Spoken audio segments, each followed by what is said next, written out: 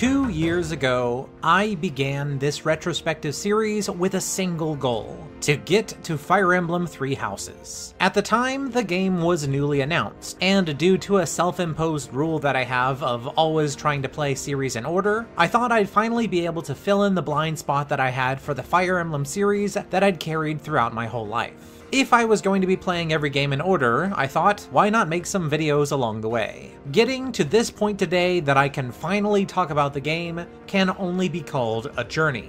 I have now had the opportunity to play all prior 15 Fire Emblem games in release order, and finding out what the big deal was about each entry all on my own. I have watched the big names of this franchise come and go, new creatives take over before leading the series in new directions. I've seen the entire franchise nearly die before being unexpectedly resurrected, and then riding a huge wave of success to even greater sales and popular heights. That's how we got here today. The games have been fun, yes, but no other experience I have ever had as a content creator has been nearly as fulfilling as this series. Not including this video, my Fire Emblem retrospective currently sits at over 13 hours and 30 minutes of content. Thank you for staying with me for so long, everyone. This is it, we made it. I am finally going to talk about Fire Emblem Three Houses.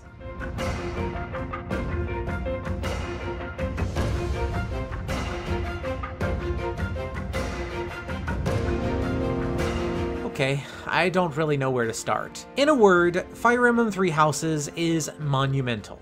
Similar to Awakening and Fates, Three Houses, upon its release, immediately exploded in both sales and popularity. At least at the time of this video's release, there has been no new Fire Emblem game yet announced, so the Fire Emblem community over the last 2 years has been filled with constant discussion about this game in particular, to the point that many people are really sick of hearing about it. Sorry, but in those 2 years, I wasn't there. I was playing the other 15 games and making this series. So yeah, I think it's my turn. At the end of the day, I ultimately completed 5 full playthroughs of Fire Emblem Three Houses for this video. Once on normal, 3 times on hard, and once on maddening. The 4 paths of Three Houses are called Azure Moon, Crimson Flower, Verdant Wind, and Silver Snow, which respectively correspond with you siding with the Blue Lions class, Black Eagles class, Golden Deer class, or the Church of Saros. My order was this. First, I did Silver Snow on normal, second, Silver Snow on hard, third, Azure Moon on hard,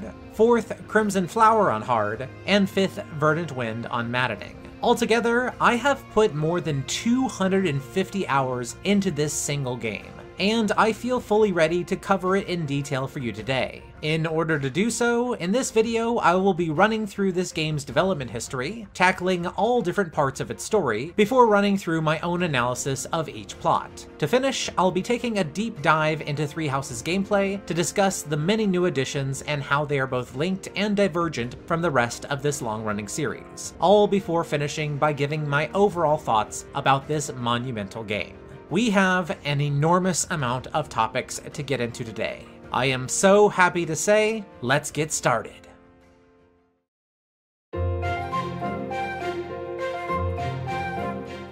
Production on the next Fire Emblem game, aimed directly at releasing on the upcoming Nintendo Switch, began immediately after the release of the previous game in April 2017. The concept of bringing Fire Emblem to the Nintendo Switch had actually been around ever since the console's announcement, but had been shelved in favor of the shorter development time that Echoes, a remake of the second game in the series, would take. With that project out of the way, the upcoming Fire Emblem Switch became the top priority, with the team aiming for an end of 2019 release date at the latest. With this in mind, brainstorming for what this next game should even be could begin.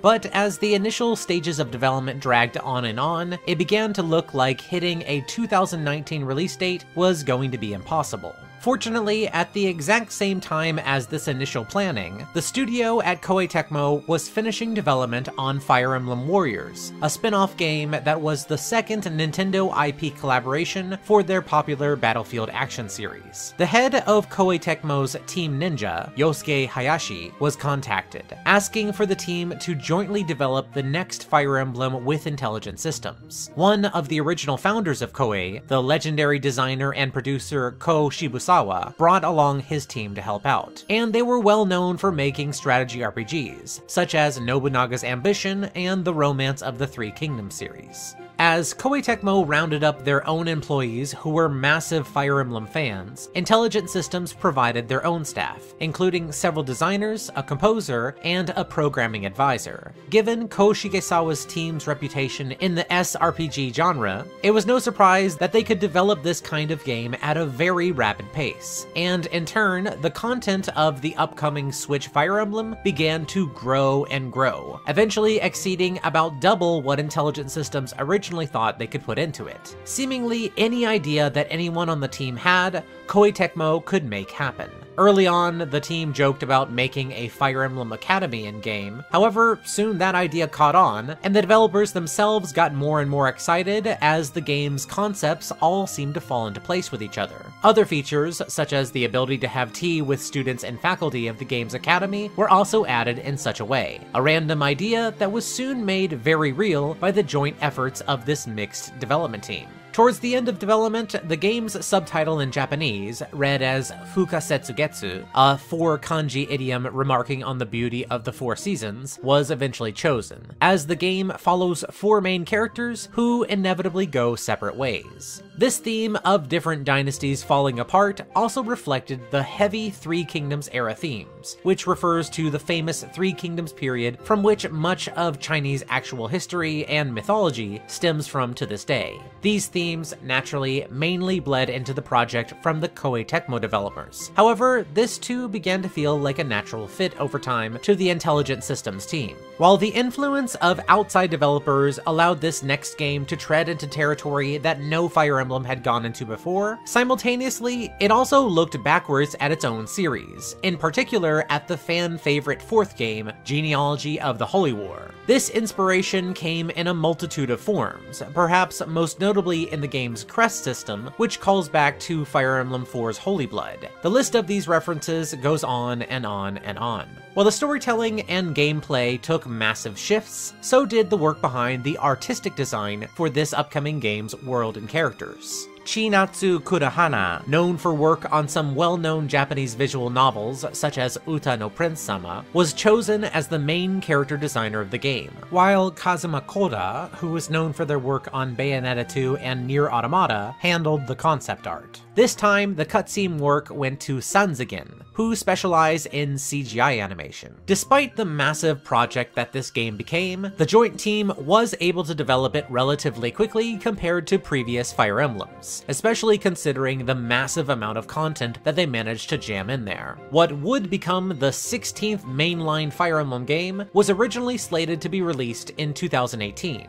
However, during Nintendo's E3 2018 presentation, they revealed that it would instead be pushed back into early 2019, which would later be pushed back again to July. Even with these 2 release setbacks, the game was still far ahead of its original proposed late 2019 goal. Eventually, on July 26, 2019, Fire Emblem Three Houses released worldwide, and it was immediately met with both high praise from reviewers as well as very favorable sales. It quickly became the highest-selling game in Japan that week, and surprisingly, it also achieved immediate success in the Western market as well, easily eclipsing the previous Echoes Shadows of Valentia's more modest sales and reception.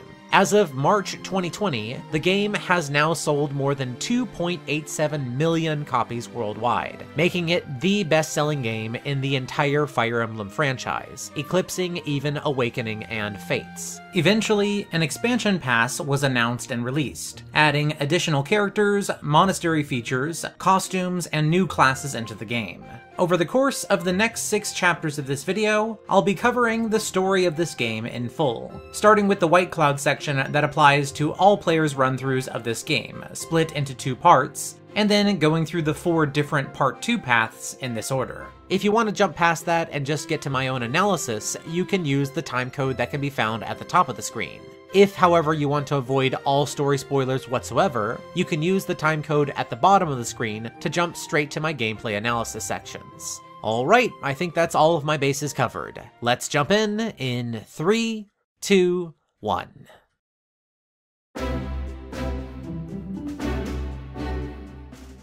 On the outskirts of a battlefield, somewhere in central Fodlan, a young mercenary named Byleth was having a strange dream. In the dream, they saw a young girl waking up on a stone throne, who briefly examined them before eventually returning back to her slumber. This odd dream was suddenly cut short when Byleth was awoken by Geralt, their father and the leader of his own band of mercenaries, among which Byleth was also a renowned member. Before they got much time to discuss Byleth's odd dream, an alert suddenly came to Geralt. 3 young students, Claude, Dimitri, and Edelgard, had arrived at their camp, stating that they had become separated from their own school group due to a recent bandit attack, and were requesting aid from the mercenaries in fighting back against them. Geralt quickly recognized their uniform as belonging to the nearby Garreg Mach, a centrally located monastery known for housing the headquarters of the Church of Seiros, as well as a prestigious multi-nation officers' academy. Geralt and Byleth wasted no time in lending their support, and worked together with the 3 young students to take out the bandits and their leader, Costes. Although it seemed like the bandit leader had been downed, without warning he suddenly jumped to his feet again, brandished his axe, and ran right at an unprepared Edelgard. Before Edelgard took the mortal blow, Byleth suddenly came to her defense, throwing themselves in the way of the fatal attack. Just before the blade sunk into their flesh, time itself seemed to just stop. Once more, in the same kind of dream they'd had before, the young green-haired girl reappeared, this time introducing herself as Sothis. After scolding Byleth for a bit for being so reckless with their own life, Sothis then offered to turn back the hands of time and to give Byleth another chance at this, which of course they eagerly agreed to. True to her word, time indeed rewound, and this time Byleth was able to step in front of Edelgard more prepared, striking down Costes with their own prepared attack. With the danger now past, at this time a retinue of Knights of Seiros suddenly arrived, led by their commander Alois. This overly familiar knight quickly recognized Geralt, explaining that he had looked up to him back in the days when Geralt himself was the captain of the guard at Garreg Mach, before apparently he had abruptly left and been gone for the last 20 years, running his mercenary company. Alois insisted on inviting the group back to Garreg Mach, as did the 3 grateful students, who all invited Byleth into their service, revealing themselves as being very much associated with the 3 major countries of Fodlan. Claude invited them to serve the Leicester Alliance, a conglomeration of noble families that ruled the lands to the east and were responsible for the Golden Deer House at the monastery. Dimitri offered them a place serving the Holy Kingdom of Fargus, a rugged monarchical land to the north, which was responsible for the Blue Lion's House. Lastly, Edelgard offered them service with the Adrestian Empire, a vast empire spanning the whole southwest of Fodlan, which sponsored the Black Eagles class. Unable to give an answer for now, Byleth and Geralt's mercenaries simply agreed to accompany them back to Garreg Mach. Together, they set off, talking and bonding along the way. Eventually, the massive monastery came into sight, and as the students settled back into their quarters, Geralt and Byleth ascended to the head chambers, finding the Archbishop of the Faith of Seiros, Lady Rhea, who was joined by her advisor Seteth. After a tense meeting where Geralt showed a lot of reluctance about coming back into the employ of the monastery, he ultimately did accept the recently vacated position of Captain of the Guard. As for Byleth, due to Alois's recommendation, Lady Rhea decided to give them a position as a professor at the Officers' Academy, a somewhat shocking move given both their youth and unfamiliarity. Without having much of a choice, Byleth did accept the position, and soon learned that they would need to select one of the 3 houses to lead. The side that Byleth chooses at this point determines what direction the second half of the story will go, although the paths don't majorly diverge until quite a bit later. I will let you know when it does. After picking their house, Byleth settled into their new life as a professor, learning the ins and outs of Garreg Mach, while also tutoring their students by the week. As they went about this, every month Byleth was given a task to complete by the school, and would carry out these missions with their students, who gradually became stronger and stronger under Byleth's expert tutorship. An early mission had Byleth and company travel to the Red Canyon, where their group finally finished off Costes the Bandit. Here in the canyon, Byleth had a bit of a confusing conversation with Sothis, who remarked how they both seemed to recognize this place, but had never been there before. The next month brought a new mission, where Byleth's class this time helped put down a rebellion being led by a Lord Lenato, a minor lord from the Kingdom of Fargus, who had reportedly been against the Central Church of Seiros for some time. It was in this battle that they witnessed the power of Catherine, another knight of Seiros, wielding her sword Thunderbrand, which was one of the legendary weapons known as the Hero's Relics. With her help, the group managed to take down Lord Lenato, discovering a note on his person that revealed a plan to assassinate Lady Rhea. After delivering this information back to Garreg Mach, Byleth's class next got ready to defend her during the most likely time to strike, the day of the Rite of Rebirth. Sure enough, on this day, they found a group of thieves and assassins below the monastery, attempting to steal a certain item out of the tomb of St. Seiros. Thanks to Byleth's intervention, they ultimately managed to stop them, even outmaneuvering a mysterious black-clad Death Knight, who wielded power far beyond their own. At the end of this conflict, Byleth managed to stop the group's leader from recovering the item that they were seeking, apparently another one of the hero's relics, which was known as the Sword of the Creator. This weapon, it turned out, was the holiest of all these relics, said to be a gift of the goddess herself that only one person in all of history had ever been able to properly wield. Incredibly, when Byleth took hold of the sword, the weapon began to glow, revealing that, for some reason, Byleth was capable of wielding it where none others currently living could. After using this power to finish off the leader for good, Byleth returned back to Lady Rhea to report their findings. Continuing to surprise time and time again, Rhea seemed happy to see that the sword was in the hands of Byleth, and entrusted it to them as its new caretaker. Her advisor, Setheth, seemed utterly shocked at the idea, given how dangerous this weapon in particular was. They spoke then of a man known as Nemesis from long in the past, the previous wielder of the Sword of the Creator. Although he had originally used its power for good, later on he used it to plunge the world into war, until Saint Seiros, founder of the church herself, slew him in battle and took it back.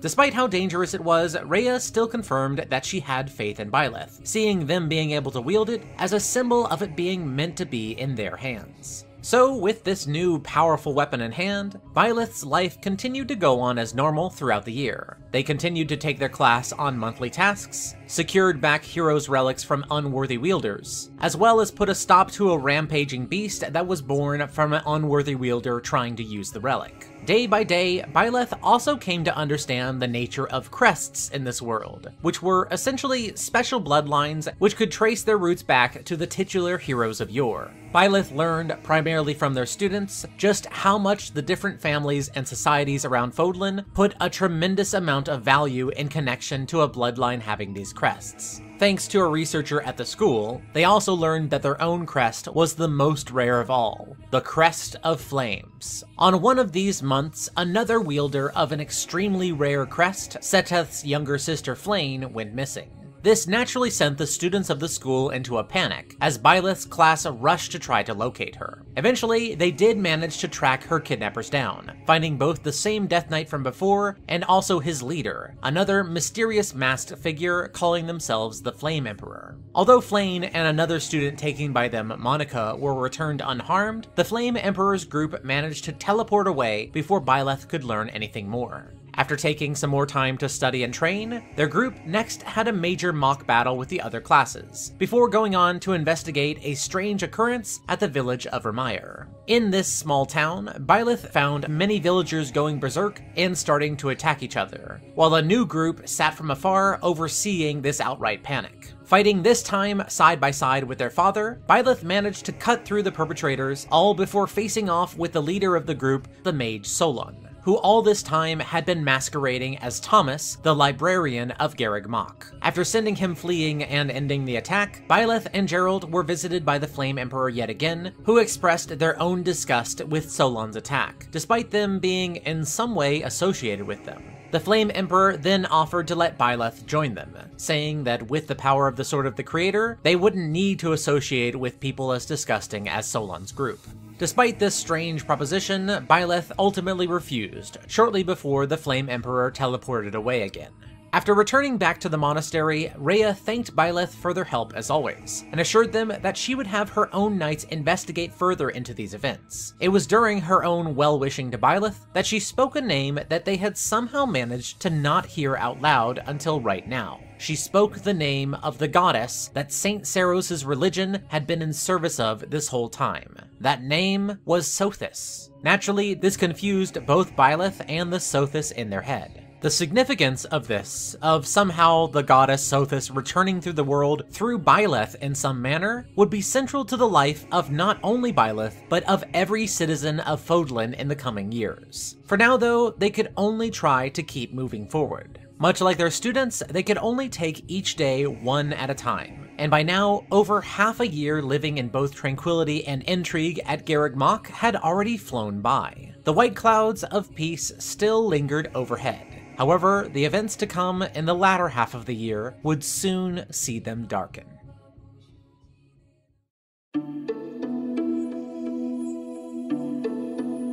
Without a lead to go on for now, Byleth's life continued on as normal, teaching classes, training students, and in the next month experiencing the lovely White Heron Cup event. Towards the end of the month, this tranquility was shattered, as there was suddenly a report of a demonic beast attack at the school, to which both Byleth and their father rushed to in order to save as many as possible. In the conclusion of the battle, Gerald had just seen that Monica was safe when she suddenly turned on him, using a special dagger to stab him mortally in the back. Despite Byleth using the limited time powers granted to them by Sothis to try to save him, the intervention of Monica's ally, the leader of this mysterious group, Talis, stepped in to make sure that her assassination was successful, then teleporting them both out. With Gerald dying in their arms, Byleth cried tears for the first time in their life, bringing a smile to Gerald's face for the very last time. Over the next month, Byleth learned from their father's notes about the strange circumstances that surrounded their birth, how their mother had died shortly after having given birth, and how she had apparently given her life for Byleth in some capacity after they were born. Following this event, Byleth, even as a baby, never laughed or cried at all. And after examination by a doctor, Gerald also discovered that Byleth didn't even have a heartbeat. Terrified that Lady Rhea had done something to his child, Gerald faked Byleth's death using a fire, and then shortly thereafter left the monastery with Byleth secretly in tow. Eventually, Rhea's knights were able to track down the group responsible for Gerald's death, and Byleth and their class eagerly volunteered to participate in the counterattack against them, despite everyone agreeing that this was most likely a trap to ensnare Byleth. Still, Rhea understood that her own knights were run thin at the moment and agreed to let them go. Within a place known as the Sealed Forest, Byleth and their forces did find the girl formerly known as Monica and those supporting her, and cut through any opposition until they got to her, soon finding out that her real name was Kronya. After finishing their fight victoriously against her, Solon reappeared, using the ailing Kronya's life to assist him in casting an extremely powerful spell, creating a magical darkness that grasped onto Byleth, imprisoning them in a void of no escape. In one fell swoop, Solon had managed to rid the world of them and the Sword of the Creator. Within this darkness, Byleth was left with only Sothis' voice in their head as company. Without any way out of this situation, Byleth and Sothis made an agreement, one that would take a toll on the rebuilding goddess. Using her godly power, Sothis would be able to free them, but without a body of her own to use it, she would have to relinquish all of this power to Byleth, intertwining their souls as one. With no other choice, the two agreed, and Byleth's body surged with the full power of a god, reflected in their hair turning from blue to green. Using the Sword of the Creator, they bent reality itself, cutting through the darkness and using this rip to return back to the physical world, to the rejoice of their friends and the utter panic of Solon, who now knew he had to do whatever he could to kill Byleth here and now. With one final push, Byleth faced off against Solon and his reinforced troops, and yet again bested him, sending him teleporting away once more. As Sothis and Byleth were one, the voice of the goddess could no longer reach Byleth. However, they kept this to themselves as they returned back to Garreg Mach to an overjoyed Rhea, who seemed blissfully happy to have confirmation that Byleth had indeed truly been given power by the goddess. She stated that the next step was now to have Byleth visit the Holy Tomb, where apparently they would receive a divine revelation that would tell them all what to do next. With the trip to the Holy Tomb scheduled for the end of the month, it was at this time that Byleth was invited by Edelgard to witness an important event in the Adrestian Empire. She was going to be given the crown by her father, becoming the new leader of the Adrestian Empire in secret before others in her land could oppose it. Eventually, the rest of the month passed by, and Byleth, their class, and Rhea visited the throne of the goddess, the one site the entire Garreg Mach monastery had been built to protect. However, to Rhea's dismay, when Byleth sat upon the holy throne, nothing at all happened. From this exact moment, events in the Holy Tomb play out slightly differently if Byleth chose the Black Eagles class, and also strictly sides with Edelgard. And to jump to that timeline, you can use the timecode that I'll put up in the top right of the screen. For all other paths, the group was then surprised to have this moment interrupted by the Flame Emperor appearing with a group of Adrestian soldiers, ordering everyone to surrender while they obtained the many crest stones that were held in this place. Refusing to obey this order, Byleth then fought back against the Adrestians and took on the might of the powerful Flame Emperor, also managing to best them in time. With a mighty hit, they managed to knock the mask off of the Flame Emperor's helmet, revealing that they had been none other than Edelgard this entire time. Giving hardly any time for Byleth's group to react, Edelgard quickly fled with Hubert of the Black Eagles class, while the rest of the forces of Garreg Mach reeled from the ramifications of this reveal. Back in Adrestia, in one of her first acts as the official leader of her nation, Edelgard declared war on the Church of Seros, claiming that they had seized power by deluding the people of Fodlan, changing history where they needed to increase their own followers' wealth and power. Knowing that it was only a matter of time before Edelgard would be back, for the next month, Byleth and their class did their best to prepare, knowing that they soon would have to face off against the might of the Empire, the largest military force on the continent. Sure enough, when the attack came, despite their best efforts, the forces of Garreg Mach could do little to stop the overwhelming force from overrunning their monastery. At this time, Rhea met with Byleth, telling them that she had chosen now to leave the safety of the monastery in their hands. Afterwards, she then abruptly transformed into a massive white dragon, known as the Immaculate One. Using this new power, Rhea jumped into the fray, unleashing considerable destructive power against the Adrestians. The Adrestians were not unprepared for this, and quickly sent a wave of demonic beasts at her, temporarily holding her at bay. It was only thanks to the intervention of Byleth that she was freed from this plight. However, by exposing their own position, Byleth was then able to be targeted by Tallis, who, with a powerful magic attack, sent them tumbling off a massive crevasse, where they fell helpless into the darkness. It was there that Byleth stayed for the next 5 years. Without their knowledge, the Battle of Garreg Mach came and went. Nobody found their body. And eventually, many long years of war crept by, with still no victor in sight. Garreg Mach Monastery became abandoned, merely a shell of its former self in the wake of the massive battle. On the day of the Millennium Festival, the very day that a professor and their class had agreed to meet again no matter the circumstances, unbeknownst to any above, Byleth awoke once more. The path that they took from here, and who would be waiting for them above, had already been decided by the choices of their past. To go to the Blue Lion path, Azure Moon, you can use the timecode at the top of the screen. To go to the Golden Deer path, Verdant Wind, you can use the timecode in the middle. To go to the Black Eagles path while siding with Edelgard, Crimson Flower, you can use the second middle timecode. And last of all, to jump to the Black Eagles path when you side with Rhea and not Edelgard, known as Silver Snow, you can use the bottom timecode.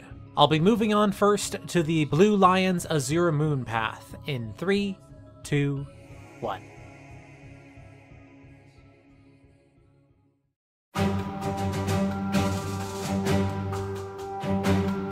Waiting above in the monastery was Prince Dimitri. Although from a single glance, Byleth could tell that the years had drastically changed him. After losing his homeland to an imperial plot back in Fargus, the prince had wandered, living only to slay as many soldiers of the Empire that he could, constantly searching for a way to kill Edelgard. As broken as he was, Dmitri nevertheless found his way back to his old teacher, and the two soon teamed up again.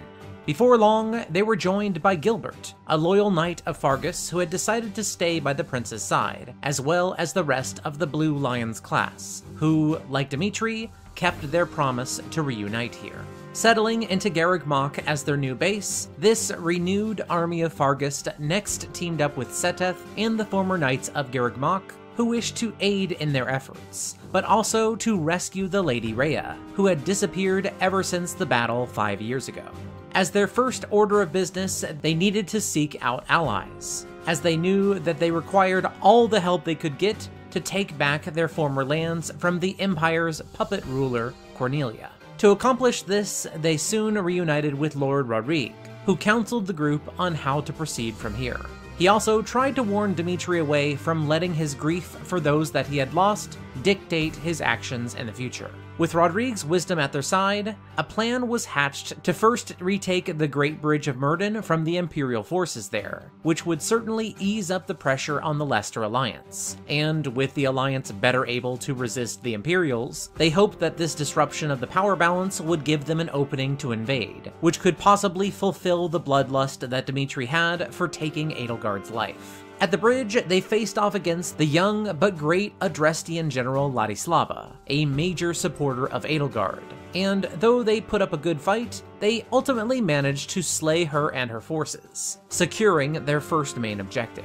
In setting up for their next attack, which would be an assault on the Imperial stronghold of Fort Mercius, the group was stunned to learn that their messenger to the Alliance was brutally murdered. Naturally, this was all a deception. However, this confusion led to them ending up against each other, along with fighting Edelgard's forces at the same time in a three-way battle at Gronder Field, the same place where these three houses had once held a mock battle half a decade ago. In what became known as the Battle of the Eagle and Lion, Dmitri and Byleth's army emerged victorious. Their victory, however, was short-lived. Immediately following this, a loyal Imperial soldier, who was sister to the General Randolph that Dmitri had killed earlier, tried to assassinate the prince, and his life was only saved by Lord Rodrigue taking the blow in his stead. As this father figure bled out in Dmitri's arms, Rodrigue wished for his prince to find a reason to live that was not just for revenge.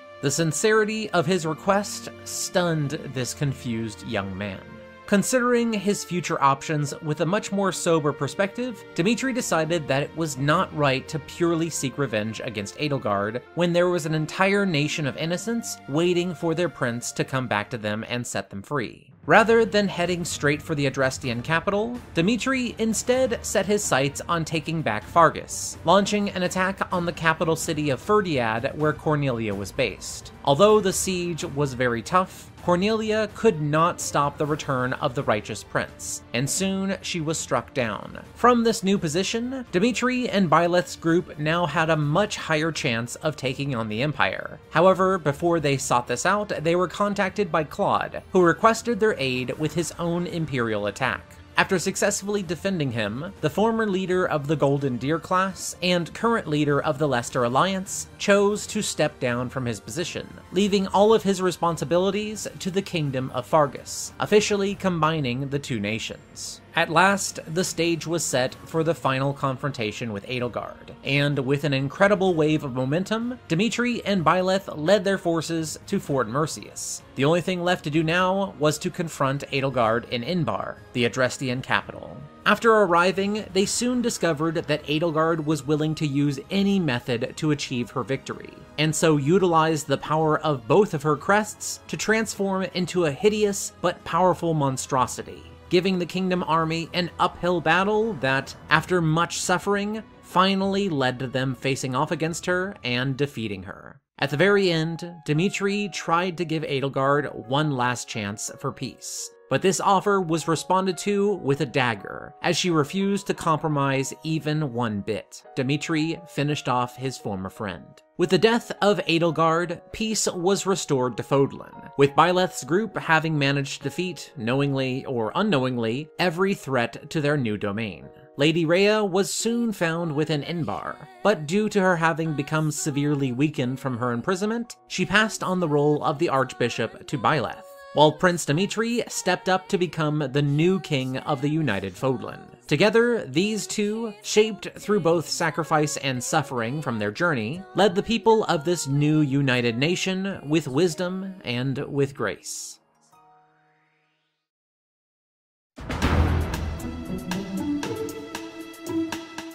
Waiting above in the monastery was Claude, still sporting the same strong smile as before, now that the pair were reunited. Shortly afterwards, true to their word, the two were also joined by the old members of the Golden Deer class. Using the monastery as the Leicester Alliance's new home base, Claude, now the leader of the Alliance after his grandfather's death, began the steps to begin raising up their army. Although he had successfully avoided all-out war with the Empire all these years, now, with Byleth returned, it was time to tip the scales. After joining forces with the remaining staff of Garreg Mach, this new army first struck out by repelling an initial Imperial assault. Following this by reinforcing their group with troops led by Judith, who was known as the Hero of Daphnel and an extremely important figure in the Alliance. Together, the group's next gambit was to attempt to take the Great Bridge of Myrddin, allowing for a more unified Leicester Alliance. Thanks to their clever maneuvers, the attack was successful, defeating the Imperial General Ladislava in the process. With a way into the Empire's territory successfully open,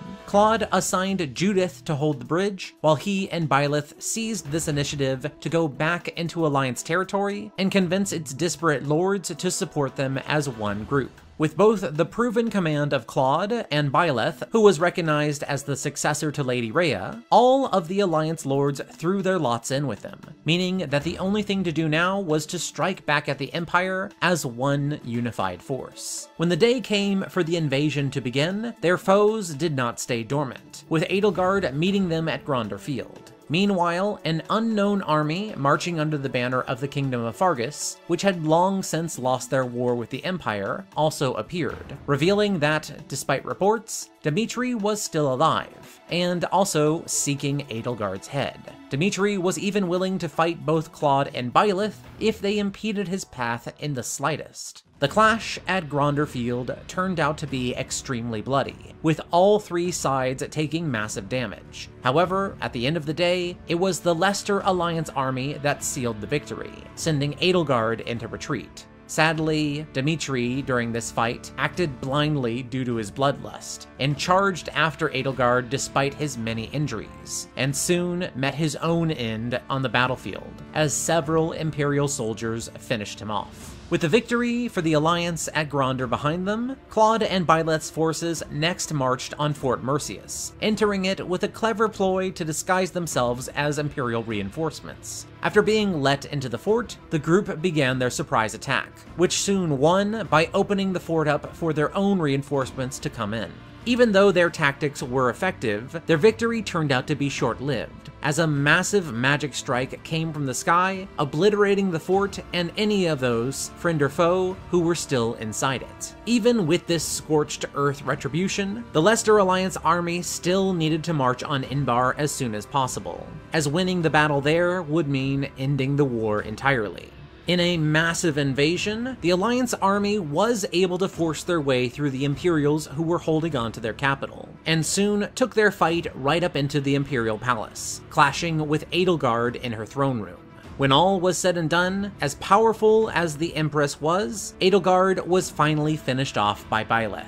Shortly after their victory, Lady Rhea was also soon found, although she had become extremely weakened from her 5 years of imprisonment. With Edelgard's death, the war was definitively over. However, they soon learned that, for the safety of future Fodlan, their battles were not done yet. In a letter that was passed on to them by Hubert shortly before his own death defending Inbar, he revealed the existence of another secretive group, a threat that had slithered in the dark all this time. It was this group who were responsible for the deception that led to Gerald's death many years ago, and were in fact a hidden force who would continue to plague Fodlan with or without the Empire still standing. As long as they were able to scurry away to their hiding places and remain dormant, it was only a matter of time until they would re-emerge and create more chaos for the land. Revealing their home base as an underground city known as Shambhala, Hubert gave Claude and Byleth everything they would need to root out this group. Seeking them out deep underground, the Alliance army seized on this opportunity and found Thales, the leader of their group, hiding out exactly where Hubert's information pointed them. Although those who slithered in the dark wielded advanced magic, golems, and a small personal army, Claude and Byleth still emerged victorious. Before meeting his end, Thales made one last attempt to take his foes out, and did so by opening up the ceiling and calling down multiple javelins of light to strike them, the same magic that had obliterated the mighty Fort Mercius. Rhea, in an act of self-sacrifice, transformed herself into her dragon form and flew up to meet them, taking out as many of these javelins as she could before eventually becoming overwhelmed and falling back to Earth, heavily injured. Even though she had succeeded in defending her friends, unbeknownst to the group for now, the energies released by this caused a tomb far below Shambhala to stir, where the only other holder of the Crest of Flames, a now resurrected Nemesis, slowly emerged. Nemesis, as revealed soon after by Rhea, had been a bandit king, one who had been responsible for the attack on Rhea's ancient home of Xanadu, where her and the other children of the goddess Sothis had lived. He had nearly gone on to do much more evil in the world after this, until Rhea, who was then known as Saint Seros, led her own army to battle against his forces, and slew the so-called King of Liberation. Since her victory over him, Rhea admitted that she had not always made the best choices. However, it was time for her to pass on the responsibility of leading Fodlan to a new generation. In other words, it was now up to Byleth and Claude to defend the entire continent, and soon reports began to come in of a new army emerging from the ruins of Shambhala, led by the resurrected Nemesis. Accepting their responsibility as the guardians of this land, Claude, Byleth, and all of their loyal allies made one last stand against the army of Nemesis. The strength of this King of Liberation was truly unreal, but once the Leicester army were able to slay his powerful generals, they were finally ready to approach the deadly king. Through effort and teamwork, to Nemesis's great surprise, he was finally defeated for good. After years and years of battle, it was time for the fighting in this land to stop. In the years that followed, not only Fodlan, but the lands beyond, which had assisted in the war, united under the charismatic leadership of Claude and Byleth. These two heroes led the land into a new age, one that was defined by equality and peace.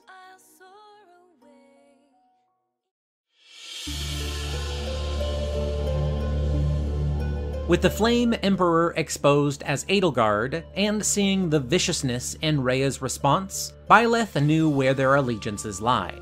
Stepping away from the Archbishop, Byleth took their place next to their student. However, in doing so, they earned the ire of Rhea, who quickly passed judgment upon them. She transformed into a massive dragon and was set to unleash her full wrath against them. Unable to face this kind of power just yet, Byleth's group retreated, regrouping at one of the Imperial Army's provisional camps nearby. Even though Rhea and the Church of Seros would be a vicious opponent, widely supported by much of Fodlan, Edelgard, who was acting now as the Emperor of Adrestia, decided that it was time to declare war against the Church, in order to set the land free from their influence, which had secretly controlled the land for its own benefit. Renaming their team now to the Black Eagle Strike Force, their group quickly met up with many of Edelgard's generals, who then mobilized the Adrestian army into action.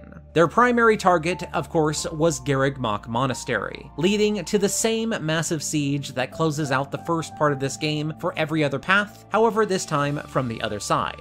While the Strike Force was able to fight their way up to Rhea, a similar fate to all other possibilities awaited Byleth, as a blast from her dragon form sent them tumbling deep underground. Although the battle for Garreg Mach was won, Edelgard was unable to find Byleth's body, and in the confusion afterwards, Rhea managed to retreat to the Holy Kingdom of Fargus, where she took refuge. Over the next 5 years, war continued to rage across the continent, until the day of the Millennium Festival. 5 years prior, Byleth and their class promised to reunite here no matter what, and now, miraculously, deep below the monastery, Byleth awakened, quickly making their way up to meet their old friends. With Byleth returned, Edelgard could now hope to break the stalemate that the war had entered.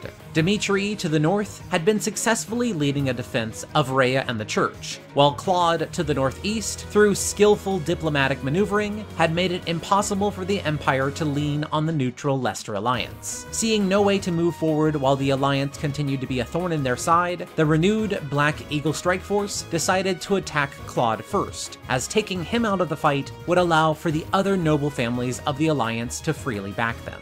Although the Alliance army led by Judith, who was a famed fighter, did give them some pause, ultimately the strike force was able to fight their way into Claude's home base, finding a blockaded and thoroughly prepared capital. With nothing else to do but engage, the Black Eagles started their siege, and eventually claimed victory over the famed tactician. With the surgical removal of Claude from the Alliance, as predicted, the nobles throughout the rest of the land quickly fell into line. Having avoided most of the fighting throughout these 5 years, the Alliance was a source of fresh new fighters to reinvigorate the Empire's war on the Church, where they could now focus all of their aggression. The final step, however, was briefly halted, as the strike force had to return to Garreg Mach to stop a major assault that was led by Seteth and Flame, who severely damaged the Imperial cause by defeating several of Edelgard's best generals. However, in Byleth and Edelgard's counterattack, both Seteth and Flame also met their own ends. With Garreg Mach resecured, the group could turn back on track, and decided to first take out Cornelia, who was a major player in the Empire, and secretly a member of the same group that were responsible for the attack on Remire Village and the assassination of Geralt. Although Edelgard had allied with this secretive group under the guise of the Flame Emperor, she had always meant to break away and defeat them when given the chance, and while it was still plausible that she was only attacking Cornelia as a way to weaken the kingdom, this attack turned out to be the perfect first step. With Cornelia taken out, the way to the kingdom capital of Ferdiad was now open, and the Black Eagles finally launched their assault, meeting the Kingdom Army and the Knights of Seiros both, at last, in open combat. On a rainy battlefield, the strike force finally faced off against both Dimitri and Rhea, taking on their loyal and powerful followers, as well as the leaders themselves. After much bloodshed, including finally taking down the frighteningly powerful Dimitri, Rhea, who now decided to go by her true name of Seiros, despite extreme reluctance, was forced to retreat, rallying her remaining troops within the walls of the capital. With one last push, Byleth and Edelgard led their army into the city and took on the full power of the Archbishop in her dragon form, called the Immaculate One.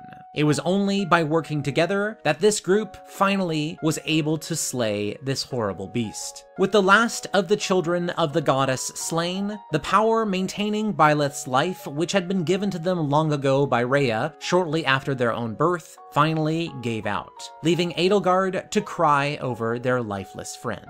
As the power of the goddess finally dissipated inside them, Byleth's actual heart began to beat for the first time, and soon their hair returned to its original color, signaling both the return of Byleth as well as the beginning of a new age without the influence of the goddess and the church. With the war finally finished, Fodlan unified under Edelgard and Byleth. Edelgard, acting as the new leader of Fodlan, at last implemented her dream of eliminating the class system, allowing all citizens, whether they had a crest or not, to finally be treated as equals. As she did this, she also began to wage war against the secretive group known as Those Who Slither in the Dark, hoping to finally wipe them out and prevent them from having any influence in this new, hard-won age. The battle against them, with Byleth at her side, would come in time. But for now, these two leaders of the land could settle into the new, unprecedented world that they had created.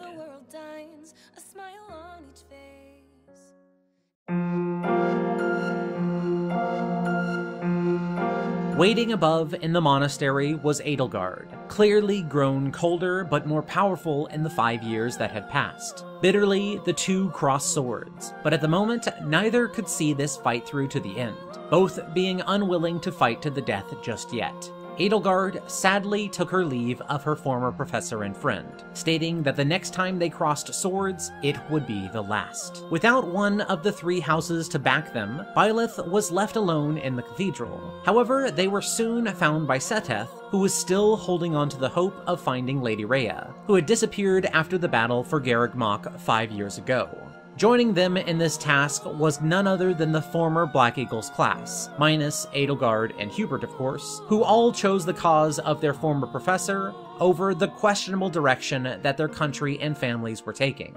With the crest of flames representing them, this new group immediately needed to fight off a preemptive attack by the Empire, and upon achieving victory, they claimed Garreg Mach as their new base. Even with this initial victory, Seteth and VIII both knew that they were in no shape to take on the full Imperial army, and instead resolved to send messengers to any reliable lords in the Kingdom of Fargus or the Leicester Alliance, as with either of their support, their group might actually stand a chance. Their first goal, they decided, would be to contact Judith, a lord of the Alliance known as the hero of House Daphnel. Following their secretive contact, the group traveled into the fiery plains of Aelel, where a brief ambush stalled them until they were able to successfully meet with Judith, who promised them her support. At the same time in this conversation, Judith also confirmed what they had all feared. Rhea indeed had been dragged away by the Adrestian army 5 years ago, and was likely being held in the capital. With Judith's group now backing them, they decided to refrain from contacting the kingdom and instead advance against the Empire directly, as they still viewed the Empire-controlled portions of the kingdom as being too much of a threat. To do so, they first moved against the Imperials holding the Great Bridge of Myrddin, a key point for them to take, as holding it would open up the Imperial-held lands to their own invasion, while also allowing them to move more freely in the north without the threat of being attacked from behind. Shortly after securing the bridge with a tough fight, the group was approached by Gilbert, a loyal knight of the kingdom who once fought alongside Byleth during their year teaching at Garreg Mach. Gilbert represented the part of the Empire that remained loyal to Dimitri, and although the two groups were currently unable to band together, Seteth at least offered some support, allowing the kingdom to use the bridge they had just claimed for Dimitri's forces to make their own strike against the Empire. While the armies of Edelgard, Dimitri, and Claude would go on to meet at Gronder Field, the renewed Knights of Seros instead made their next target the Imperial Fort Mercius, where the Death Knight himself led the defense. Within this fort, the group faced off with him again, and after defeating him, the fort appeared to have been claimed. This, sadly, was not to be, as the Death Knight on a whim warned the knights about an oncoming destruction that they had not detected. Soon, from the sky above, several javelins of light rained down on the fort, obliterating it in its entirety. While this had been happening, their allies in the Empire and Alliance had suffered their own setbacks, as the Battle of Gronder Field had been very costly for all three nations, including with Dimitri, who had lost his life. Even with this setback at Fort Mercius and their allies being severely weakened, thanks to the damage that had been caused to Edelgard's forces, the way to Inbar, the Imperial capital, was still open for them. At last, the final attack could commence, and although Hubert led a masterful defense, it wasn't long until Byleth and Seteth's forces cut their way through all his resistance, and were finally facing off against Edelgard in her throne room. As expected, she did put up a worthy defense, but at the end of the day, it was Byleth who struck her down, putting an end to the war. Soon, Rhea was indeed found alive in the capital, and although she was extremely weakened, she was at least alive, and together the knights all returned back to Garreg Mach to support her recovery. While the battle between the three nations had come to an end, a posthumous letter from Hubert revealed that there had been another party influencing all of this conflict, a hidden enemy known as those who slither in the dark. Rhea, who had her own knowledge about this group, revealed that they had always existed in Fodlan since ancient times, having likely been responsible for Nemesis, a conquering bandit who had slain many of the children of the goddess in the past, and who had nearly claimed the sword of the creator for his own until Saint Seros had stopped him and took it back. The Knights of Seros acted upon Hubert's information and hunted down the mysterious group in their underground city of Shambhala. After finishing off Tallis, the leader of the group, in a final act of desperation, he used his magic to both open up the ground above them and call down several more javelins of light, hoping to wipe out the knights in one final move. Unwilling to let her allies or Byleth fall victim to this trap, Rhea swiftly transformed into her dragon form and defended them. And although she was successful, she herself was caught up in many of the explosions, causing strange energies to seep into her body. Even after all of this, incredibly, Rhea was still alive, although she knew now that she was on her last legs. Without her to lead Fodlan into the future, everyone knew that the only person who could take over her role would be the one who had been seemingly chosen by the goddess herself, that being Byleth. Despite Rhea's confidence in them, Byleth wished to have some time to consider this. After a month had passed, and Rhea was finally able to leave her bedchamber, she asked for Byleth to meet with her. Before hearing Byleth's response, Rhea told them the full truth about their birth and how she was connected to Byleth's family. Rhea, in a sense, had been involved in the creation of Byleth quite heavily, though not through reproduction, but rather the production of their mother. Ever since the goddess had left the world in ages past, Rhea had sought to bring her back, using her own powers to create artificial humans who might be able to play host to the creststone of the progenitor god. Geralt had fallen in love with one of her creations, the 12th one, Citri, and the two soon gave birth to a child, who of course would be Byleth. As Citri was suffering from complications from the birth, ones that would soon claim her life, she pleaded with Rhea to save her child, who was not breathing and had no heartbeat. Rhea agreed, and she ripped the creststone out from Citri's body and placed it into Byleth, who miraculously began to breathe. This, however, was not where their only connections ended. Geralt in the past had also been terribly wounded, and was given a donation of Rhea's blood in order to survive. Rhea's blood, coming from someone who was not exactly human, altered Geralt's body, giving him an unnaturally long life. So, in a way, Byleth, through both their mother and father, was directly connected to Rhea, which is why their body was able to successfully house the consciousness of Sothis. With all of her secrets finally laid bare, Rhea next asked if Byleth would use the power they had been given to succeed her, leading Fodlan onto the right path which she knew that she had strayed from due to her obsessions. Before Rhea could finish this thought, the time that she was holding on to ultimately ran out, and in a shocking fit of madness, she suddenly turned into her dragon form, the Immaculate One. However, this time she was not in control. At the same time as her rampage began, all throughout Garreg Mach, those who had received Rhea's blood also began to transform into mindless beasts, turning the monastery into a surprise battlefield.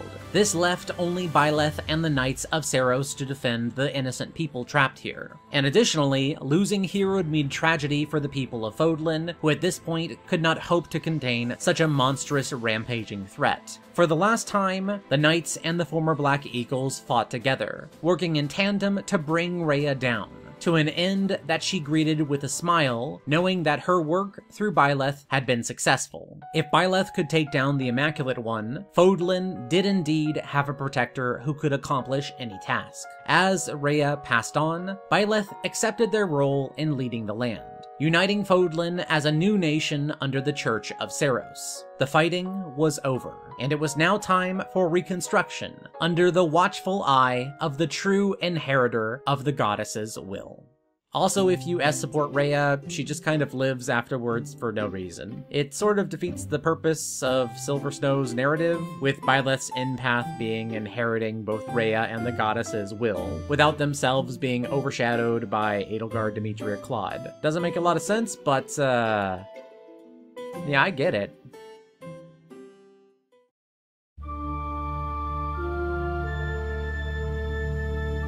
Like with everything about Three Houses, the first hurdle when it comes to discussing it is sorting out how one is meant to approach the sheer enormity of what all this game and this story has to offer.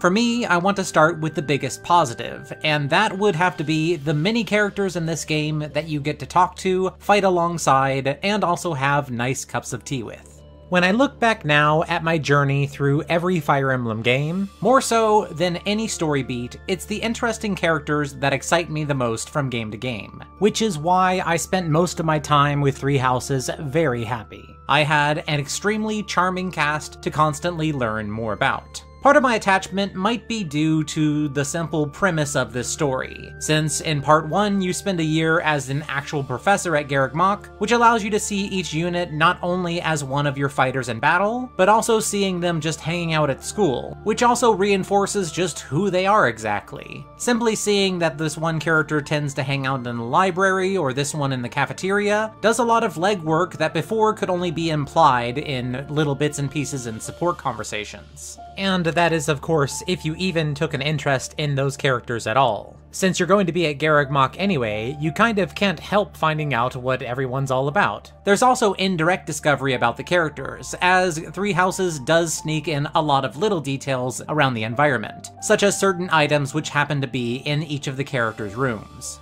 While for time's sake I do want to keep my overview of the characters pretty general, right now I can't help but bring up a few of my favorites. So in no particular order, some of my favorites would have to include from the Black Eagles, Hubert, Bernadetta, and Petra, from the Blue Lions, Dedue, Felix, and Mercedes, from the Golden Deers, Raphael, Lysithea, and Marianne, and from the rest of the cast, Manuela, Alois, and Shamir. Of course, it probably goes without saying, but the 3 class leaders, as well as Rhea, Seteth, and Flayn, are also in my favorites list. The nice thing about this game in particular is that even if I look past the ones that I really liked for various reasons, I honestly can't pick a single other character that I actually dislike, or even find especially uninteresting. Each and every one of them, once I eventually got to know them better, had some kind of appeal that made me happily dig further into their stories. To now start moving beyond just the cast, we can start to discuss something that I have really enjoyed watching evolve as I made my way through this retrospective series, and that is in seeing how the storytelling methods of this franchise have continued to grow, and how this particular story stands out or falls short. First off, I just have to say that due to Three Houses' incredible sales numbers, and therefore simple numerical popularity, quite similar to Fire Emblem Fates, this entry is also a hotbed of discussion. In particular, a lot of debate centers around Edelgard and whether her motivations make up for the way she went about things. Many participating in these discussions often assign themselves to a single side, and I 100% am not here to join in that debate. I don't have interest in picking a side, nor am I here to reinforce who you think was correct or not. As I said, I enjoy all of these characters, but more so than just picking who I feel was right or not, I find it more interesting to try to focus on the bigger picture and put all of the different story paths into one discussion.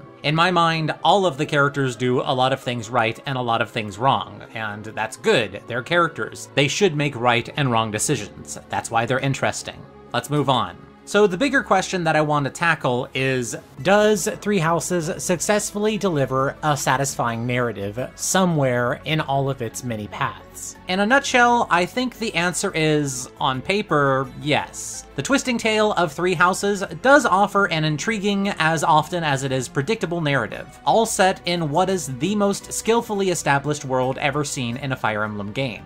Fodlan in particular is a big win.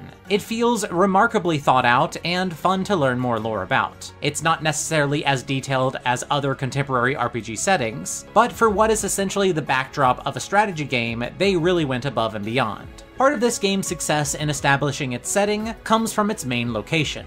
Garreg Mach serves as a meeting point where the player and Byleth can learn about all of the people and all of the nations in this continent all at once. As a setup to a game that's premised on the player picking a side and sticking to it, this is a very good way to tee up that choice, better so than the series has ever done before. I do have one little issue though, and that is, personally, I really wish that the game gave you more time to spend at Garreg Mach, understanding the culture and characters of each of the sides, before asking you to make your choice on which group you're going to go with. A better place for it actually would have been maybe about halfway through part 1, if not best being at the very end of it. Doing this, I think, would have also helped with making Part 1 less of a slog on repeat playthroughs. Even though I do think that, on the whole, the introduction to the world via Garreg Mach is an extremely strong way to set up the later game, needing to play through this section 3 to 4 times minimum in order to be able to see all of the Part 2 paths is a huge misstep. One that is tragically going to create some resentment for what I think is easily the game's strongest section.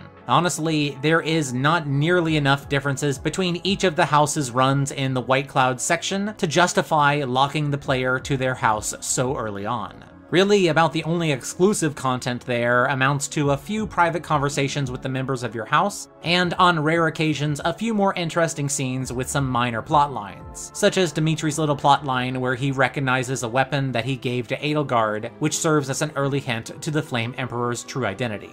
So, for as much as I really like Part 1, despite the repetition that it unfortunately becomes in later playthroughs, as it is right now, the way that the game treats White Clouds as a exclusive segment for each of the houses kind of feels like it was a lot of unnecessary work. Work and time that the developers may have been better served into putting into Part 2, because honestly, every single Part 2 path has some form of major disappointment. For me, that biggest disappointment came right away when I quickly realized that the second half of the game was just going to repeat the setting and structure of the first half. Every single path has the player return to Garreg Mach, regardless of how much or how little sense this makes. Even though in Part 1, the setup with Byleth only setting out on their missions at the end of the month sometimes stretched believability, particularly in the chapter where Flayn gets kidnapped, using this again in Part 2 is where it really started to get monotonous for me.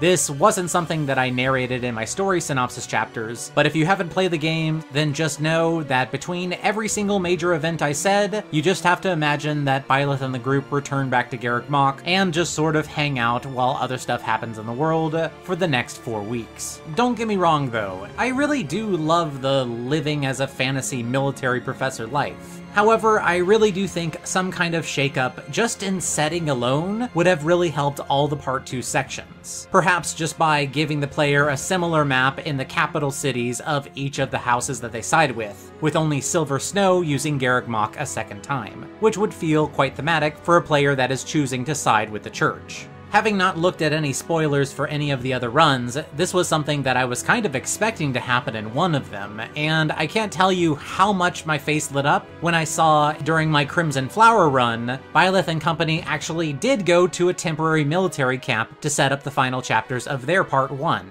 Finally, I thought, the game was doing something different. But nope, as soon as you hit Part 2, it's back to the basically unchanged Garreg Mach map.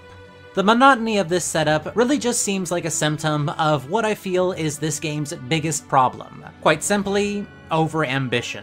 The exact same thing that ruined the story of Fates. That overambition comes across in just about every frame of this game that you see.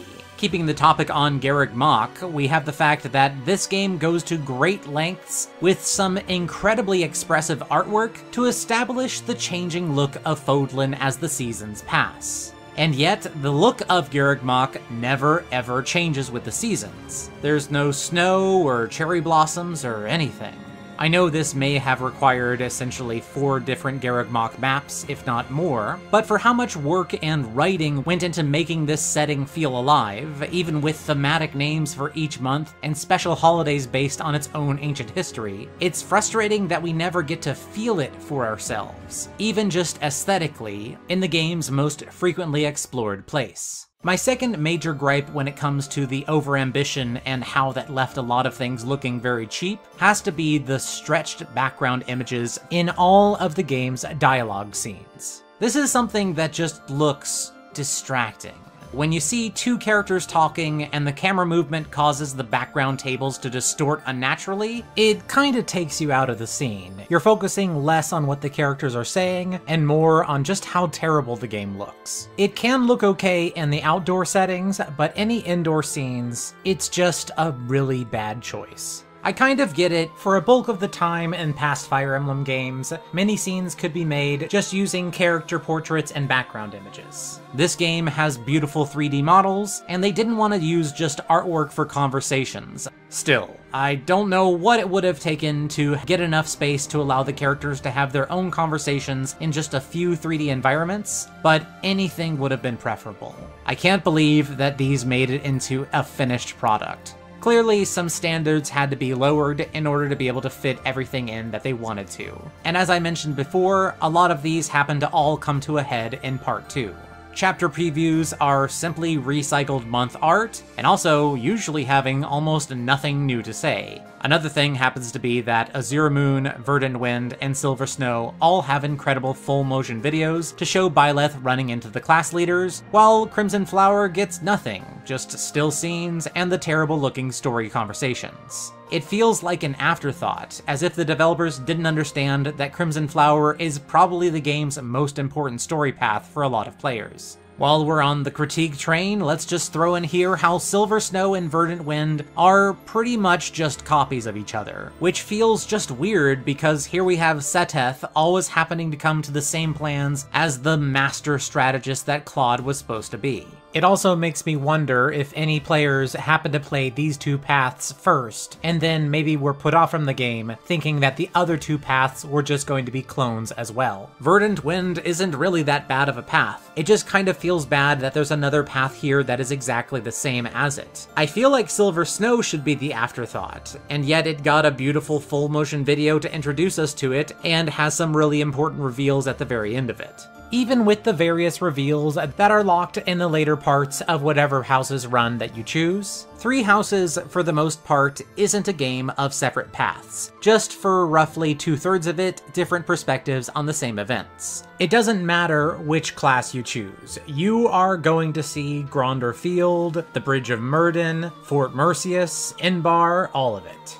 I did like seeing them all for myself, but it was really rough for me to keep my interest up sometimes. And honestly, I don't think I would recommend going down every path to almost anyone. In case you were wondering, when it came to my own story enjoyment, Silver Snow would be the lowest by far, followed by Verdant Wind in third. It's not Verdant Wind's fault, I don't think, but that's how it shook out. Crimson Flower would then come in second, and yes, I did enjoy Azure Moon the most. It's kind of a given, though. Azure Moon feels like the only path that was actually finished. Crimson Flower, despite being equally fascinating to me, was way shorter than the rest, and literally cuts out before the story is even over.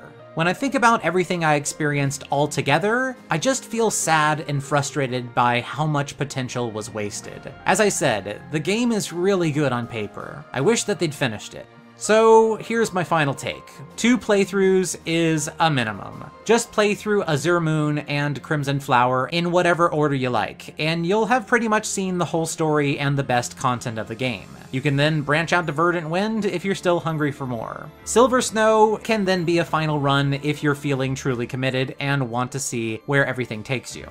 This might be a little bit rough after completing Verdant Wind, as the two paths are pretty much identical except for the final battle, but still, I do think that this is the best order for the most amount of players. With the storytelling of Three Houses behind us, let's move on and cover the many new gameplay systems and alterations that our adventure to Fodlan brought us.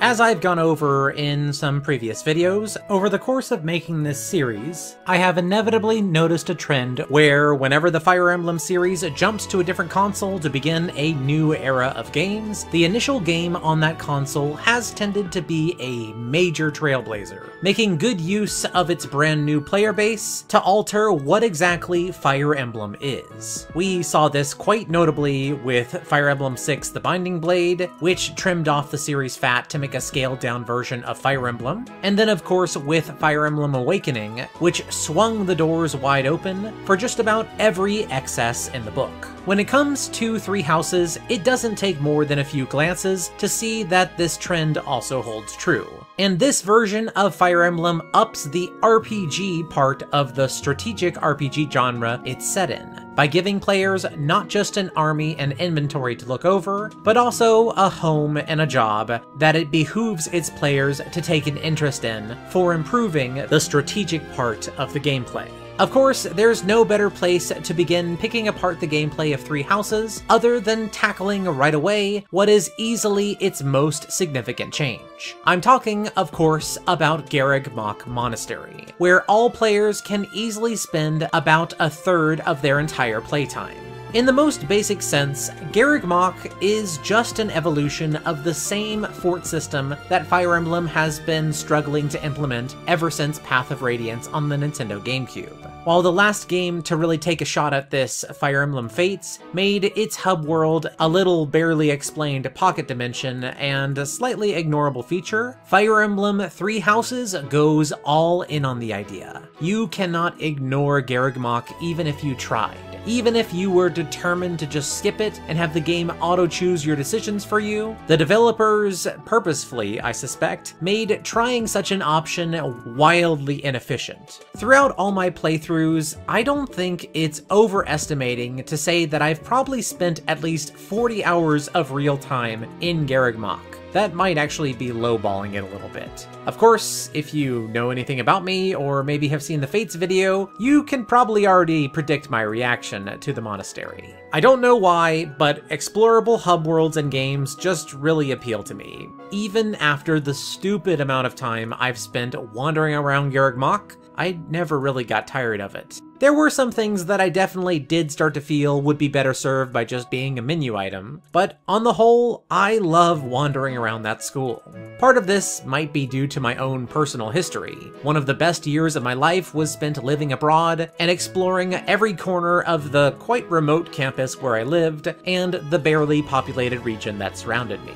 Living Byleth's day-to-day life, as abstracted as it is, has the same appeal to me as some of the best boarding school-type stories. Yes, I did love schmoozing my way around Garreg Mach, poking my nose into odd corners or rooms that I wouldn't have any reason to go to, and also just checking to see where people wound up from month to month. However, that doesn't mean I'm blind to the problems that it definitely has. Even though I kinda like it, I can only imagine the feelings of another sort of player, one who finds the forced addition of a place like this into a strategic RPG very unwelcome. Especially how all the other systems, even returning systems of Fire Emblem, tie into it to work. What I mean by this is demonstrated by talking about the new way that the game handles supports. So, first of all, just like any other entry, you can of course increase your unit's bonds by using them close to each other in battle. Three Houses thankfully gives support point bonuses to units who are within range of the same target and not simply adjacent to each other.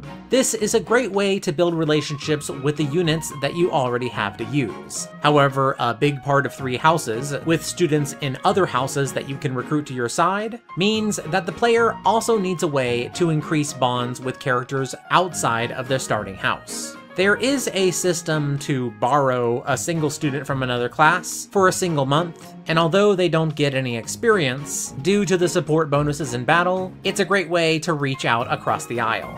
However, this is not an efficient way to try to recruit everyone at the school.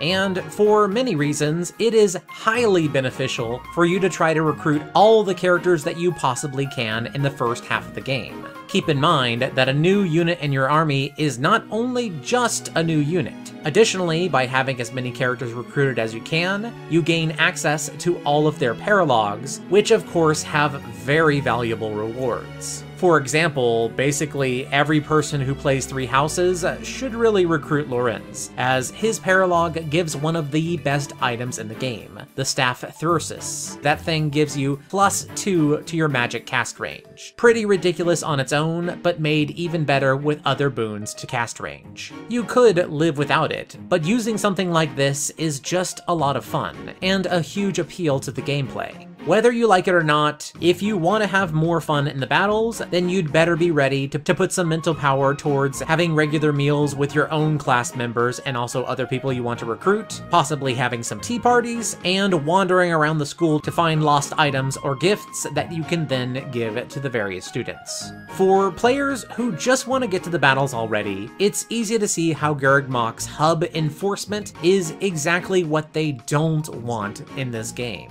And I genuinely do feel bad for them. Yes, I want to go fishing. I want to feed all the cats and dogs. I want to have awkward sauna minigames. But it still sits in the back of my head that while I continue to soak in the pretend life of being a professor at this awesome monastery, not everyone wants to spend their time this way. I guess if we're going to be at the monastery anyway, then it's about time that we talk about class.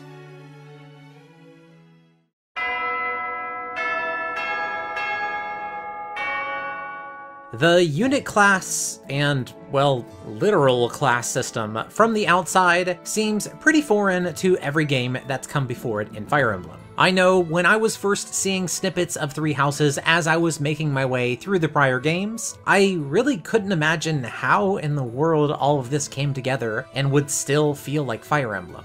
Although the way that Byleth can raise their skills as well as other character skills through lessons and seminars at Garreg Mach doesn't quite have the same feel as simply just honing all those same skills only in battle, it's actually not as different as it might seem.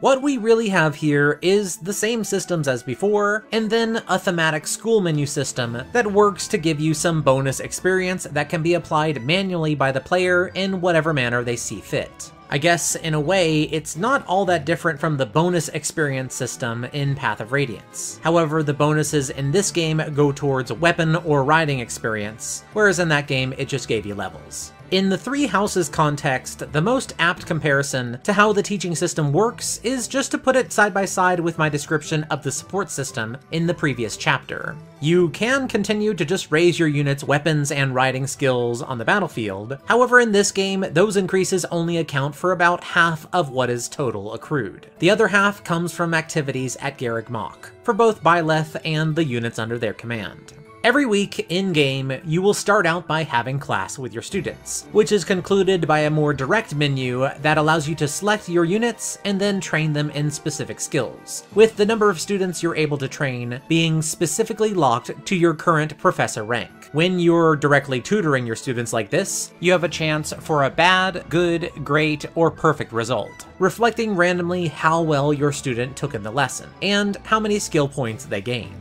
In any given month, you're typically able to have at least 2 to 4 chances to teach your students, and how motivated your target student is each week will allow you to teach them for shorter or longer. You can also set certain training priorities per student, as well as inducting students to special jobs, which will increase their armor, riding, or flying from week to week. These bonuses need to be selected, but after that, they're automatic. Getting the most out of this powerful training system means learning how to manage your entire class's motivation levels, and understanding how to choose whether you want to go on optional side battles from week to week, have interested students attend a seminar for specialized, larger than normal experience, have everyone just rest for a 50% motivation boost, or go explore Garreg Mach. Usually the best choice is the final one, where with only a few gifts to your students or a couple action points spent in the cafeteria, you can quickly get everyone fully motivated again and ready for maximum gains on the next class day.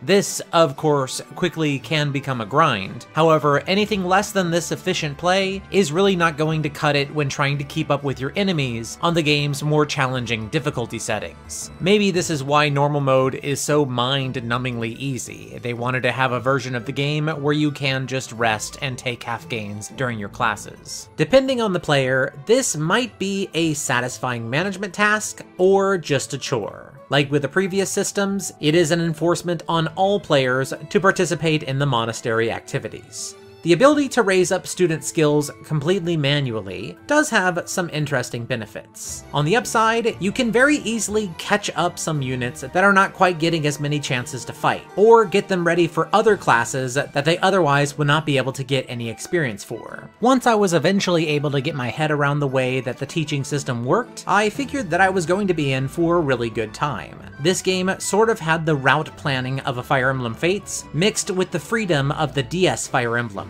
where you can choose very freely what class you want your units to be. For the most part, that is what we got, well, at least up until a point. From the basic classes to the advanced classes, this system does work as intended. You can take your units in whatever direction you want, and it is very freeing and fun. As usual, you will want to synergize your choices with the unit's own personal skill. However, in Three Houses, you also need to contend with their personal proficiencies. For example, some units are naturally better with a sword, and will get an experience boost during your lessons if you train them on that. On a side note, I really wish that players were able to better choose what Byleth was proficient with, in the way that previous games let you choose what your avatar would be good at. But anyway, even though this teaching and class system as a whole seems very ideal, I do have two main issues with how this all works. First of all, it frustrates me that the game quite simply doesn't tell you what skills you can get for mastering a class. It also does the same thing with hitting certain weapon ranks. It's all a mystery until you actually achieve it. However, once you do get the skill or combat art, the game doesn't mark where it actually came from. You might think it's obvious since the skills immediately unlock after the announcement of you mastering a class or hitting a certain rank. However, in this game, you get tons of notifications all the time, especially in teaching weeks, and it can be really easy to forget. If you're going to plan out a powerful skill build in Three Houses, you are definitely going to want to have a second source of information to sort it all out for you, because the game certainly doesn't. This is my second main gripe with the system: obscuring information. As I said, from the basic to the advanced classes, the game system works as intended, but until you're able to unlock them, the prerequisites for the classes at the master level are completely hidden, and they really do have some wacky requirements. First of all, we have things like the Falcon Knight needing a C in swords, and Wyvern Lords needing a C in lances. This is sort of a different point, but flying characters have a really weird path in this game. For example, there is no male flying class until you get to the advanced classes, and there is no Pegasus equivalent for females in the advanced classes either. Instead, I guess Pegasus Knights are just supposed to pivot to a wyvern and axes in the middle of their build, which is part of why them suddenly needing a sword again, although classically associated with Pegasus Knights, can still be a bit of a surprise. Maybe master classes shouldn't be called master classes, as they are all some kind of mixed class. Again, a large amount of your total proficiency experience comes from Byleth slowly tutoring each unit. Thanks to me screwing up my first playthrough with this, in my later playthroughs, I did know that my magic users would need a full A in riding from the start, which is enormous by the way, considering that there are no magic riding classes before this, at least without the DLC. I also knew they would need a C in lances, which is a weapon that I would have never thought to equip them with. It's pretty easy to get blindsided in the late game, where you suddenly find out that you should have been training your units a different way all along. Call me old-fashioned, I guess, but I really don't like feeling like I need to always play Fire Emblem with a second tab open. Three Houses is a really great portable game, however sometimes the knowledge of my missing out on efficiency due to me not sitting down in front of a TV and a laptop meant that I felt kind of tied down every time I wanted to play. That's why I eventually broke down and made this. All of the information that the game made tedious to remember or flat out wouldn't show me in one place. Yes, by the way, I don't have a printer. Once I had this at my side, it became remarkably more enjoyable for me to guide every one of my units to wherever I wanted them to get to without needing to rack my brain every class week. Making successful builds is one of the most satisfying parts of the later Fire Emblem games, and I just wish that we were at a point where the game itself would realize that and help you facilitate it, instead of keeping its most interesting rewards behind blinders. Even though I've now covered two humongous alterations to the Fire Emblem formula, Three Houses is just jam-packed with a whole lot more than this. Let's attempt to cover all of the rest of it, and finally near the end of this thing, next.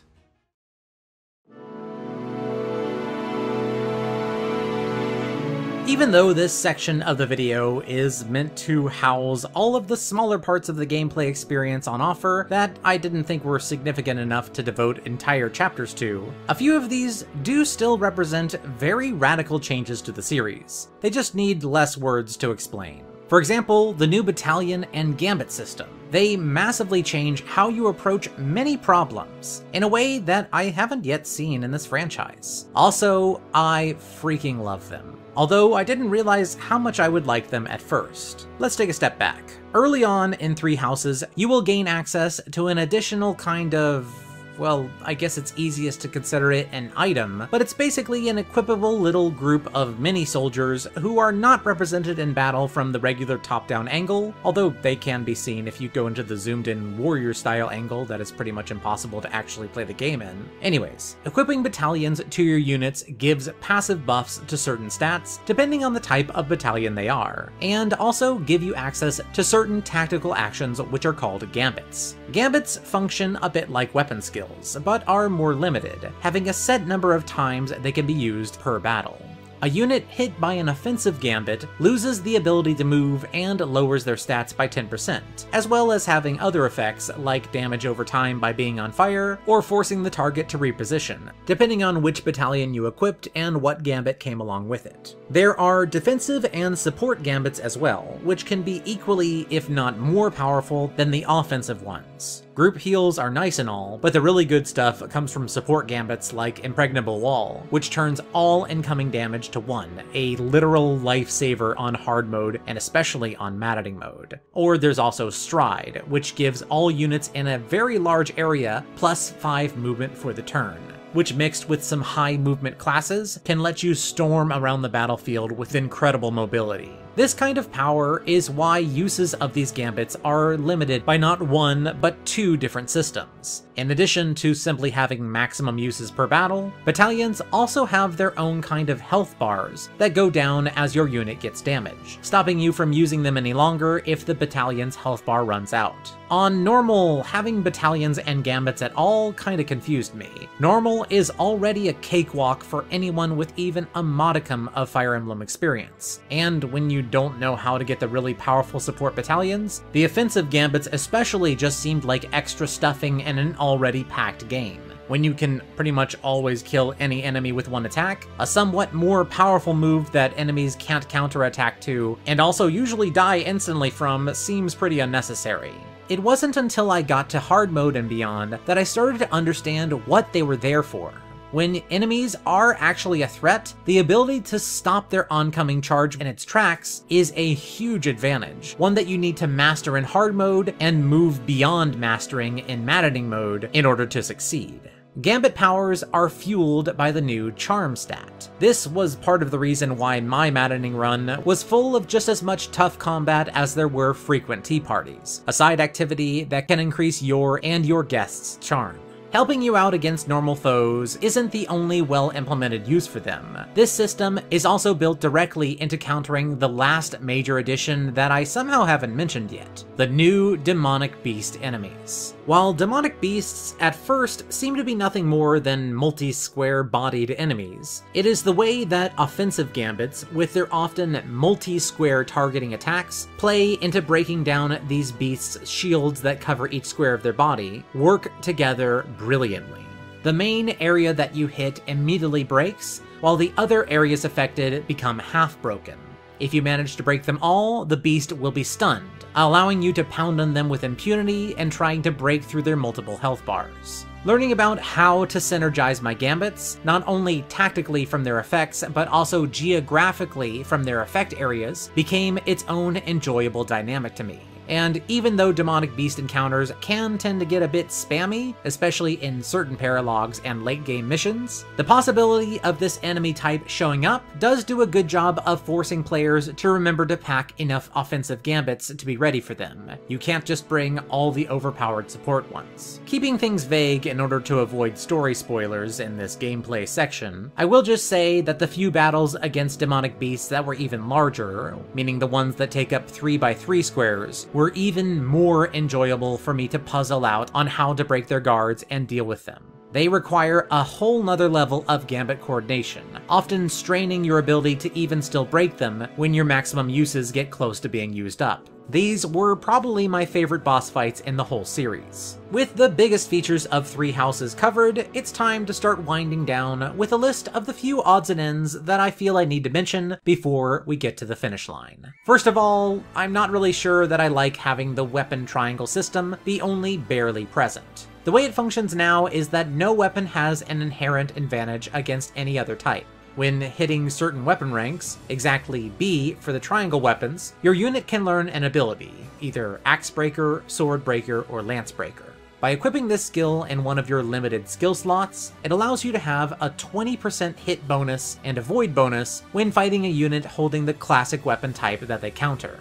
While it's nice that a form of the weapon triangle is still in there, I don't really like this implementation. The triangle system works well because it doesn't interfere with your build. Having to give up a whole skill slot just to still interact with it is pretty simply not worth it, especially for units who use multiple weapon types. I guess if you're building a character that stops at the advanced classes and never move on, such as sword masters for swords and fighters with axes, then the breaker skills are maybe worth having. Otherwise, this is just kind of a lost system that I think I would have preferred more holistically included. The most common way you interact with it now is being a victim of it, as on harder difficulty modes, they often give it to your enemies for free.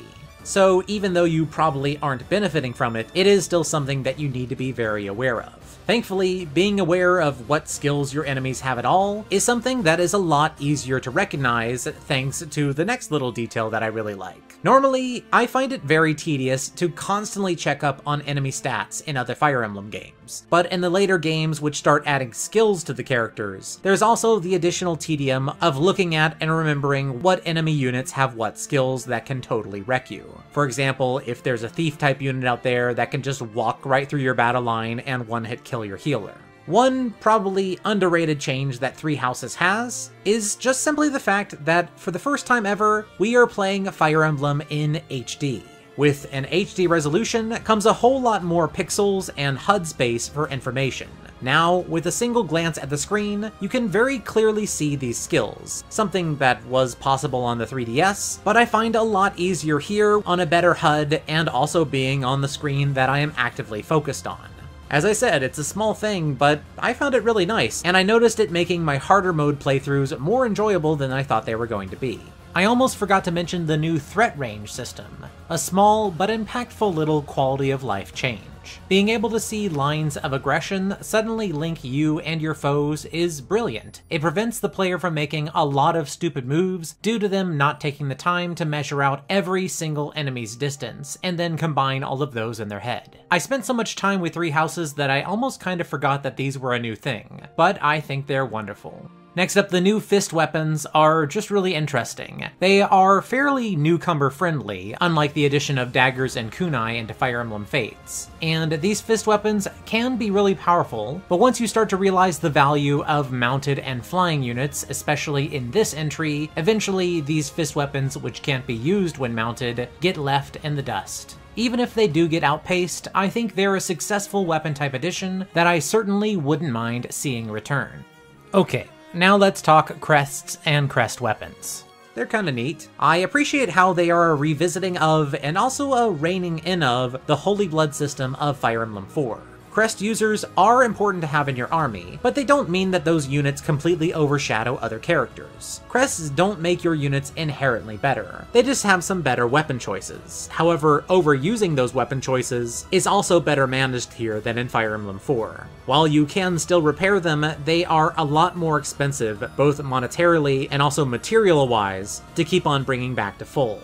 If you manage to recruit every single character and go on lots of paralogs, you will probably still have enough crest weapons to make it not such a big deal to lose one or two and not bother repairing it. But even then, in a lot of cases, they weren't always my preferred weapons. Next up, I gotta mention, I kinda have a problem with how few maps there are in this game. I say I kind of have a problem because I know Three Houses was way too overambitious from the start, and maybe I've just accepted that. However, the thing about the reused maps here that actually does get me is that not only are they the same layout, but most of the time they're the exact same deployment, even when the option for changing things up is wide open. Take, for example, the battle at Gronder Field. All three armies approach the battle from a different direction, and yet every time you come back to play through this map on a different playthrough, you will always start on the north side of the map. All it would take to give this map even a slightly different feel would be to just have a consistent direction that each army arrives from, and then allow you to tackle the map from that direction. Speaking of repeated maps, I guess this is a perfect time to fit in one last dig here at the rightfully maligned Chapter 13 Reunion at Dawn. A terrible map with a massive difficulty jump that does not allow you to choose who comes in and where. This can be a game ender if you're playing on any of the higher difficulty modes, especially on maddening mode.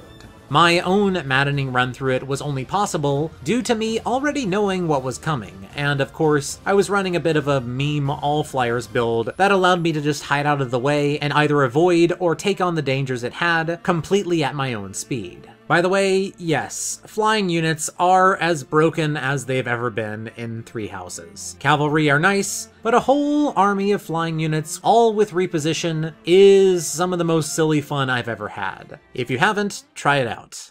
Last up, this is something that was kind of on my cutting room floor, but I wanted to fit it in anyway.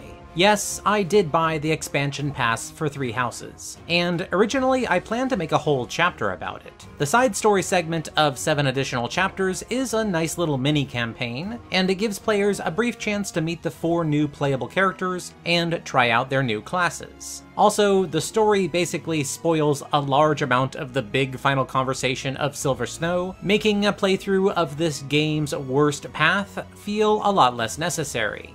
Nice. After the side story was over, I was then pretty disappointed to see that it was not at all canon. I do see why it can't be. Its story does require players to be stuck in it from start to finish, and if put alongside the main game, it could make them feel trapped if they wanted to go back to what they were doing before. Still, the solution that they ended up on is just kind of weird. We spend 7 chapters learning about these new characters who I did like a lot, but then when it's over and we go back to our main game file moments later, although the characters are now recruitable, they are then meeting Byleth for the first time, and our relationship has to start all over again. Moving on, the classes that the DLC brought were all very interesting, although, like with the Brawler, the infantry-based ones like Trickster and Warmonk do end up seeming kind of paltry in comparison to the Dark Flyer and Valkyrie, where the true power lies. The DLC is also where side activities like feeding the cats and dogs in Garreg Mach come in, which is an odd little system where you feed the animals and may get an item reward. This gives some good value to things like collecting meat in the side missions, and also the lesser fish that you get from the fishing minigame. The other main Garreg Mach addition from the DLC is the sauna, which, while its minigame is a bit random, is really fun to succeed at, as a successful trip means you're going to have an even more effective teaching day with that student later on. Last thing on the DLC, the new Abyss area that is added is neat, but also a bit pointless. I really enjoyed using it as an alternative hub in the side story content, but when I was back in the main game, I found that it only added some niche features that were locked behind its really long load time. Features such as getting the occasional free but damaged weapon in the junk pile, viewing your unit ratings if you're curious from the mysterious teacher, and also using the Pagan Altar, which allows you to exchange your renown, which is a slowly building currency of sorts that you previously mostly spent at the saint statues, but here can use for items. It can certainly be a bit broken to suddenly get things like multiple brave weapons really easily if you're just sitting on renown, but since any player who would have that much is probably on New Game Plus anyway, I really don't mind it. Overall, I did really enjoy the DLC. It does feel a bit thin for its price, but in order to feel that difference, I held off on adding it until I was already in my 3rd run of the game, and I can definitely say that a run with it and a run without it do feel very different, and I enjoyed myself more when I had all of its features available. And there we have it. Everything I want to say about Fire Emblem Three Houses is finally out. It is time now to wrap up not only this game, but this entire retrospective series with one final chapter.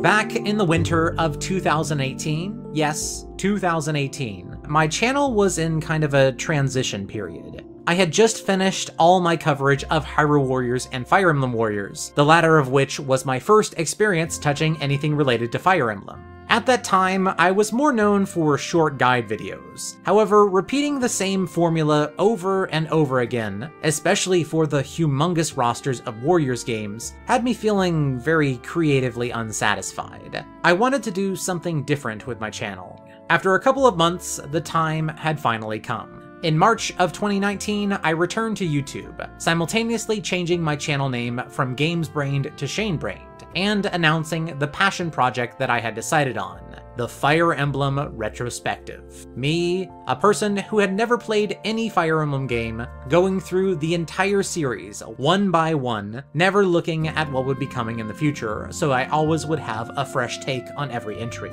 Fire Emblem Warriors had whet my appetite for the series. However, it just so happened that a new entry in the main series would be coming out later that year.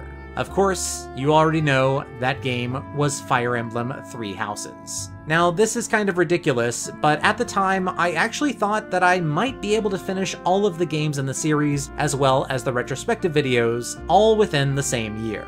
Sure, it went a little bit long, and 2020 and 2021 were a complete mess, but if you ever think you take a long time to get anything done, well, maybe you can feel a little bit better now. When I finished making the first videos in this new series, they had very little success at all. Nothing compared to what I could get by simply covering anything Warriors. For example, the original Fire Emblem 1 retrospective got about 2,000 views in the whole first month, whereas my Warriors videos could get about that in the first day. Over the course of the next 2 months, that same first retrospective video went up by another 800 views, meaning that that one video over the course of 1/4 of a year earned me about, in YouTube revenue, $3. For a project that I spent weeks on and wanted to somehow grow into a whole new direction for my life on YouTube. With its original reception, I really didn't know if I could continue this project.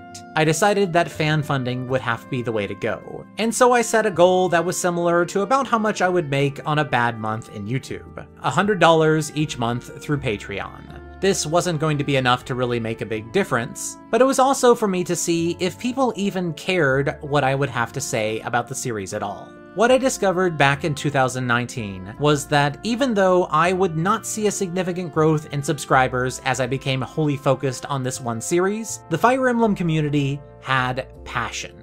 You, in some form or another, found your way to my channel, and whether you took the next step to become a patron or simply kept coming back time and time again, you are the ones who have stuck by me. Often with patience, as the length of these videos grew far beyond my initial idea, and I really can't thank you enough for that.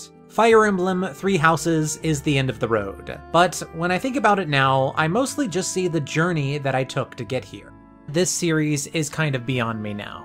You are the ones who have been waiting long enough. It's about time for me to finish this off now.